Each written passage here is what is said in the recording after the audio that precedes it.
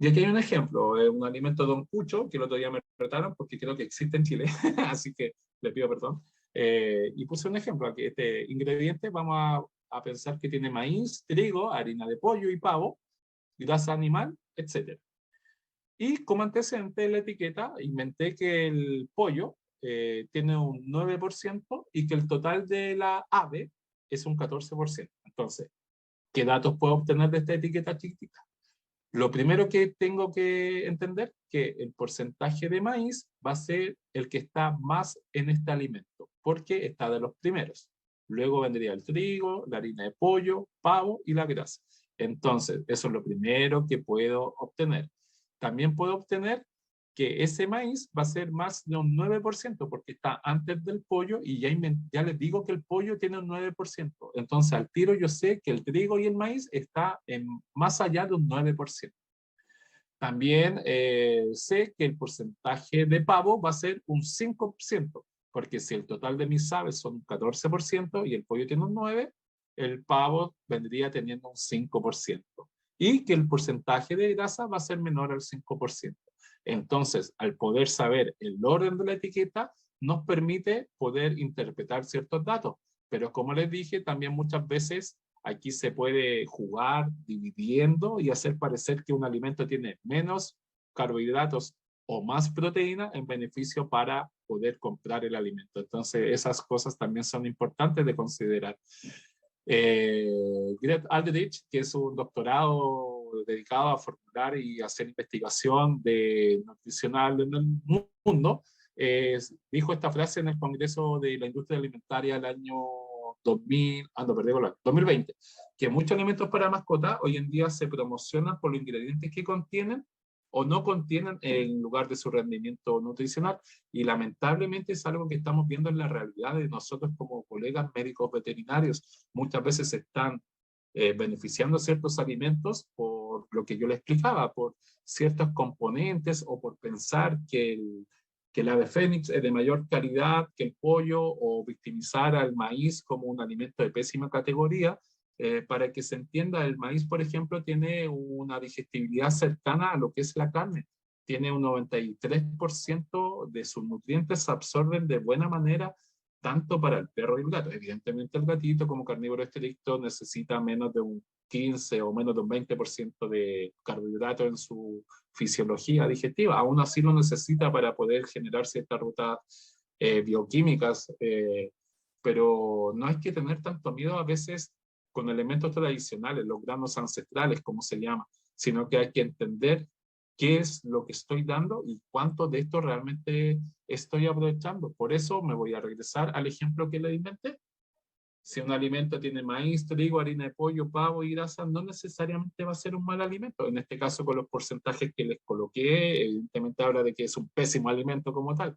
Pero sí hay que entender que quizás si tiene harina de pollo, como en este ejemplo que tenía un 9%, quizás un 10% o un 12% más tampoco es tan dañino porque también se absorbe de buena manera. Entonces son cosas que tenemos que ir considerando. Y aquí un estudio que se hizo hace un par de años, en donde se analizaron de estas nuevas tendencias nutricionales alimentarias, de estos alimentos con proteína exótica, 8 alimentos dieron positivo a una proteína que no estaba en la etiqueta. Por ejemplo, 2 casos de carne de res y oveja no declarada, 5 de cerdo y 1 de venado, cuando en ningún momento se dijo. Eso puede ser quizás porque a veces se usa la misma planta faneadora o la misma cinta de producción, pero esto no debiera pasar. Si tuviéramos algún paciente con alguna reacción adversa a alguno de estos componentes, vamos a generar un problema. Entonces, hay que tener cuidado.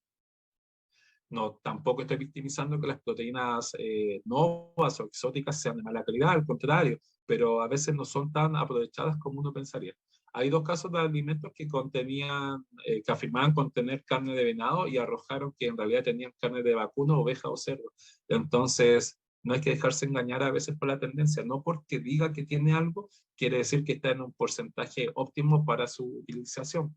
Entonces, los fabricantes van a añadir mucha manzana, mucha zanahoria, mucho arándano, que funciona muy bien en humanos para ciertas infecciones digamos, del tracto urinario inferior, pero aún se está estudiando. Yo particularmente trabajo con algunos nefrólogos y la verdad que lo dejan y anda muy bien, la verdad que ayuda, pero ¿cuánto de eso porcentual viene de los alimentos de las mascotas que te ofrecen? Porque a veces el ingrediente sale como lo máximo valorizado, cierta fruta o cierta verdura, para no nombrar ninguna y después que me lleguen mensajes odiándome por interno, pero realmente cuánto aportan, cuánta arándano viene, cuánta zanahoria o cuánta papaya o cuánta, no sé, inventemos otra fruta, coco, no sé, por decir alguna. Realmente, si es que sale en la etiqueta, uno pensaría que viene en gran cantidad y que va a ser un buen aporte para la nutrición o la fórmula balanceada de mi mascota, pero realmente esto no es así. Pero, como les digo, muchos no tienen beneficios probados. Entonces, muchas veces estas cosas son para generar un beneficio o posicionarse como un mejor alimento cuando realmente no lo es. Si el arándano es un ingrediente menor en el producto, que no sea la imagen principal del envase. Y mostrar una imagen de un filete de salmón o una pechuga de pollo bien bonita y bien grande cuando realmente estamos dando harina o harina de hueso, como las declaraciones o definiciones de AFPO que le mostré de nuevo, también es un error común. Entonces son cosas que pueden ustedes ir asociando de que si el envase a través de la etiqueta los guía realmente a lo que está informando o no. Entonces si queremos que sale una pechuga así grandota, bien linda, y después vemos que en realidad dice harina de carne y hueso de pollo, chuta, ya quizás se me derribó esa pechuga jugosa, musculosa, sino que quizás sea otra cosa. Ahora, cosa muy importante, les quise dejar esta gráfica. Los alimentos se pueden ofrecer de distintas maneras, seco o húmedo. Aquí puse un ejemplo en donde el alimento seco viene con mucha menos humedad versus el húmedo. Obviamente tiene más materia seca. Proteína, si uno ve la etiqueta y dice, oh, wow, uno tiene mucha proteína y el otro tiene muy poca. De grasa pasa lo mismo, bueno, con todos los nutrientes. Pero es por la forma en que se viene y se ofrece. Es decir, que si tengo un alimento que en mi 100% tiene humedad 12, quiere decir que tiene un 88% de materia seca, versus el que tiene una humedad 75, quiere decir que tiene un 25% de materia seca. Entonces, si quiero saber cuánta proteína en realidad tiene el alimento, si tengo un alimento que tiene 22% de materia seca de proteína, lo divido por el 88 y me da que tiene en realidad 25% de proteína versus el alimento que viene enlatado, que uno decía, wow, tiene 6,25, pero si yo divido ese 6,25 de proteína, lo divido por el 25 de materia seca, me dice que tiene el mismo porcentaje de proteína, un 25%. Entonces son cosas muy importantes. Por eso muy beneficioso la dieta Atkins en gato, de alimentar a veces con alimento húmedo cuando hay alguna condición de índole renal o urinaria.